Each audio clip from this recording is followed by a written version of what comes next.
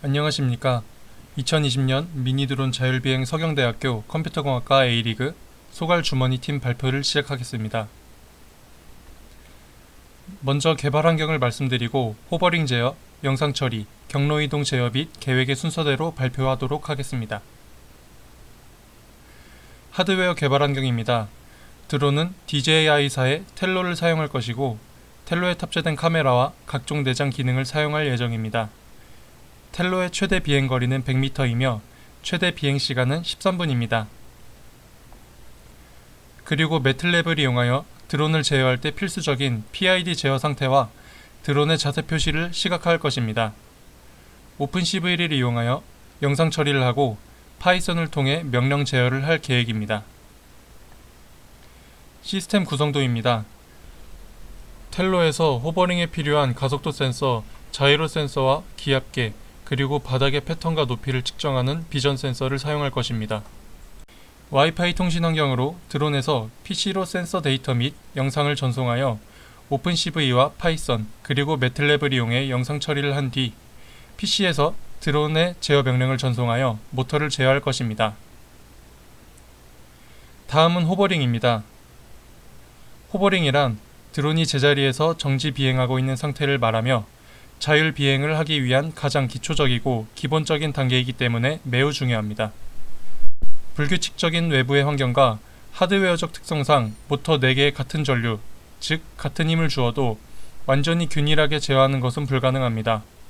따라서 드론에 탑재된 센서와 PID 제어를 이용하여 드론을 지속적으로 제어해 주어야 합니다. 텔로에 탑재된 가속도 센서는 X, Y, Z축에서 측정된 벡터 합으로 중력 가속도를 나타내어 기울어진 정도와 진동을 파악합니다. 정지된 상태에서도 기울기 측정이 가능하며 시간에 따른 오차가 없지만 비행 중일 때의 측정값이 불안정하고 지표면의 수직인 축에 대해 회전하는 힘은 측정이 불가하다는 단점이 있습니다. 자이로 센서는 가속도를 측정하는 가속도 센서와 달리 드론의 각속도를 측정합니다.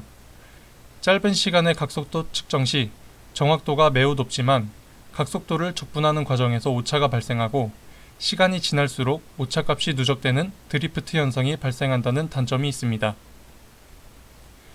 따라서 드론에서는 각각의 센서값 단점 보완을 위한 필터를 사용합니다. 센서 문제 보완을 위해 흔히 사용되는 상보 필터는 가속도 센서가 비행 중일 때 측정값이 불안정하다는 단점과 자이로 센서가 시간이 지날수록 오차값이 누적되는 단점을 서로 보완하는 필터입니다. 각 센서의 부족한 부분을 서로 보충하여 값을 보정할 수 있다는 장점이 있습니다.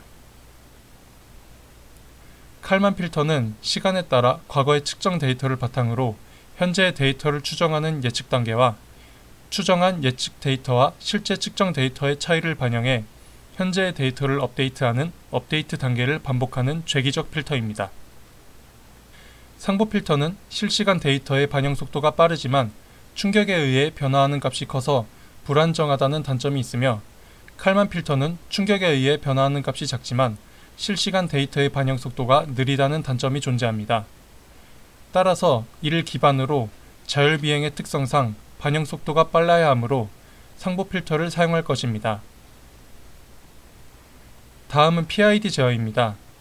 PID 제어는 비례, 적분, 미분의 세 가지 값을 조합하여 기체를 제어하는 것을 의미합니다.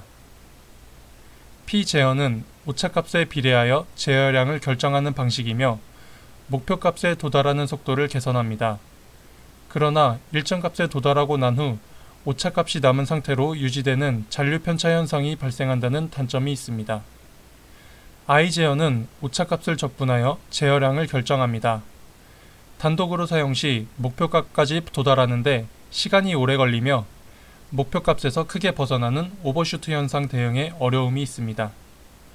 하지만 P제어와 함께 사용하면 P제어의 잔류 편차 현상과 시간 문제를 해결할 수 있습니다. D제어는 오차값의 변화량을 이용해 제어량을 결정합니다. I제어의 오버슈트 현상을 해결할 수 있다는 장점이 있습니다. 이 세 가지 조작을 조합해 P, I, D 각 제어 방식의 단점을 보완하고 목표값에 빠르고 정확하게 도달하여 안정적인 호버링을 할 수 있습니다. 다음은 영상 처리입니다. 영상 처리 알고리즘은 다음과 같이 블러링, 색공간 변환, 이진화, 엣지 검출, 관심 영역 추출, 허프 변환의 순서로 진행됩니다. 블러링은 이미지를 흐릿하게 만드는 기법으로 영상의 노이즈와 객체의 약한 특징은 사라지고 강한 특징만 남게 됩니다. 저희는 중심에 있는 픽셀에 높은 가중치를 부여한 필터로 가우시안 블러링 오픈CV 함수를 사용하였습니다. 색공간 변환에서는 명암에 대한 요소를 별도로 분리하여 사용하고 RGB보다 빛의 영향을 줄여주는 장점이 있어 HSV를 선택했습니다. 다음은 이진화 작업입니다. 영상 처리의 목표인 트랙과 원의 특징을 검출하고 불필요한 연산을 줄이기 위한 작업으로 오픈CV의 inRange 함수를 사용하여 HSV 값으로 스레숄드 값을 지정해 이진화를 진행하게 됩니다. 이때 빛, 조명 등의 영향으로 노이즈가 생기는데 이를 제거하기 위해 모폴로지 침식 및 팽창을 사용합니다.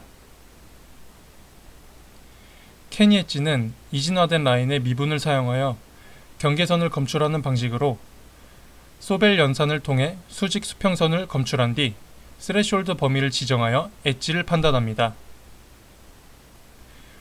그 후 관심 영역을 추출하게 되는데 객체 주변 영역에 대해서 불필요한 연산이 들어가는 것을 방지하여 정확도와 연산 속도를 향상시킵니다. 허프 변환은 영상에서 직선을 찾기 위해 사용되는 알고리즘 기법입니다. 곡선 또한 무한대 직선의 집합이기 때문에 유한한 허프 공간으로 변환하여 경로를 검출할 수 있습니다.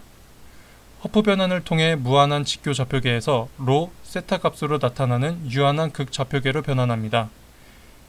오픈CV cv2.hoprange와 cv2.hoprange p 함수를 사용하였습니다.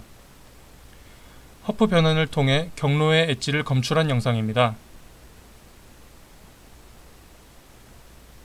경로의 중간에 등장하는 경유지와 착륙 지점의 판단은 매 프레임마다 허프 변환을 하지 않고 이전 프레임과 차이값이 클 경우에만 허프 변환을 수행함으로써 연산량을 줄여 빠른 영상 처리가 가능하도록 만들었습니다.